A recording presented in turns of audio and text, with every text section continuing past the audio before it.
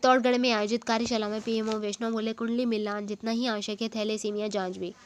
चित्तौड़गढ़ के जिला चिकित्सालय के सेमिनार हॉल में शनिवार को सावरेजी राजकीय जिला चिकित्सालय द्वारा स्वैच्छिक रक्तदान, हीमोफीलिया और थैलेसीमिया पर एक दिवसीय कार्यशाला का आयोजन किया गया। कार्यक्रम में अतिथि पीएमओ दिनेश वैष्णव, विशेषज्ञ पैथोलॉजी विभाग एवं ब्लड बैंक प्रभारी डॉक्टर अनिल सैनी, शिशु रोग विशेषज्ञ डॉक्टर दिनेश काठेर, ट्रॉमा प्रभारी डॉक्टर भानु प्रताप सिंह, एटीबीएफ संस्थापक सुनील ढीलीवाल और एटीबीएफ नगर अध्यक्ष पूर्णिमा मेहता ने कार्यक्रम को संबोधित किया।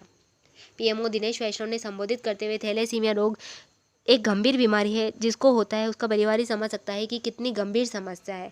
उन्होंने कहा कि जब मैंने पीएमओ का पद संभाला ही था कि एटीबीएफ के सुनील ढीलीवाल ने जब थैलेसीमिया रोगियों के लिए बेड रिजर्व की बात रखी तो अजीब लगा था, लेकिन बाद में इसका महत्व समझ आया।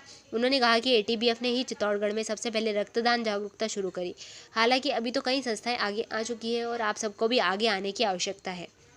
उन्होंने कहा कि कुंडली मिलान के साथ साथ थैलेसीमिया जाँच भी करवा ले, यह भी बहुत ज़रूरी है।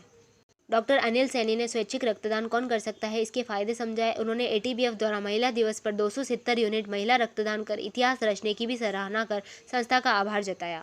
उन्होंने कहा कि एटीबीएफ के सुनील ढीलीवाल के कड़े प्रयासों और जिला कलेक्टर रहे चेतन देवड़ा व आदित्य सीमेंट के सहयोग से शुक्रवार को सेपरेशन यूनिट की शुरुआत जिला चिकित्सालय में हुई, जिससे सभी को इसका फायदा होगा और यह चित्तौड़गढ़ के लिए बड़ी उपलब्धि है। उन्होंने कहा कि अगर कोई सरकारी कर्मचारी या अन्य किसी औद्योगिक संस्थान में काम करने वाला पुरुष या महिला आकर रक्तदान करते हैं तो उसके लिए हम सर्टिफिकेट जारी करेंगे, जिससे उसे उस दिन का बिना वेतन कटौती अवकाश मिल सकेगा। डॉक्टर दिनेश काठेर ने संबोधित करते हुए हीमोफीलिया के बारे में विस्तृत में जानकारी दी। साथ ही उन्होंने बच्चों में होने वाली विभिन्न बीमारियों और उनके उपचार के बारे में भी जानकारी दी। पूर्णिमा मेहता ने थैलेसीमिया के बारे में जानकारी देते हुए बताया कि यह एक आनुवांशिक बीमारी है। थैलेसीमिया का सीधा प्रभाव हीमोग्लोबिन पर पड़ता है। थैलेसीमिया के मरीज में ब्लड चढ़ाने की सबसे ज़्यादा दिक्कत आती है और बाहर से अधिक ब्लड चढ़ने से आयरन बढ़ने से भी समस्या का सामना करना पड़ता है। उन्होंने बताया कि थैलेसीमिया माइनर और मेजर दो प्रकार का होता है, जिसमें माइनर में कोई बीमारी नहीं, बस वह अगली पीढ़ी में बीमारी ट्रांसफ़र कर सकता है, जिसका टेस्ट से पता चलता है। लेकिन मेजर बीमारी भयंकर होती है, जिसको निरंतर रक्त चढ़ाने की आवश्यकता होती है।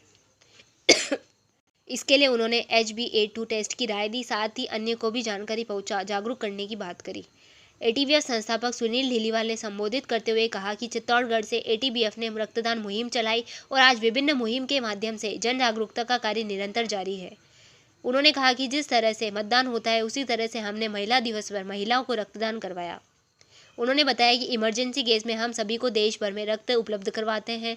हम 12 साल तक की बच्चियों और थैलेसीमिया रोगियों को बिना रिप्लेस के हमेशा रक्त उपलब्ध करवा रहे हैं।